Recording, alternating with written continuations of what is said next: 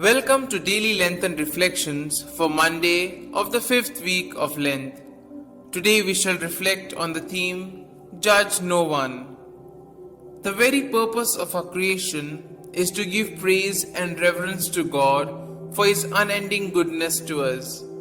The elders in the story failed to see the beauty of the Creator as they were blinded by their earthly lusts.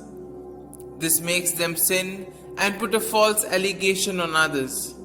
But in the midst of evil, which seemed impossible, Susanna gave everything over to God, and God defended her. For in our weakness and failings, if we turn our eyes to God, He will deliver us.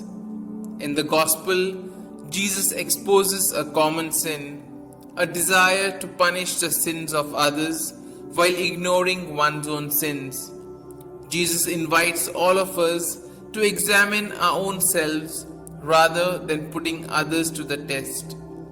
As the scribes and the Pharisees reflected on their lives, they were more aware of their own sins rather than the sin of the woman, and realizing their need for forgiveness, they turned and went away. As for the woman, expecting to be punished, Jesus took her guilt upon Himself, identifying with the humiliation. Jesus invites all of us to new life and transformation by grace. Out of love, Jesus forgives the woman. Here we see Jesus' mercy at its fullness. Neither Jesus nor the woman questioned the fact of the sin, but Jesus came to save the sinner. He was not sent to cure the sick or to give nice talks or to incite a religious revolution. Jesus came to call sinners. A theme of every Lent is forgiveness. As Jesus forgave the woman, so too He opens His arms to forgive us.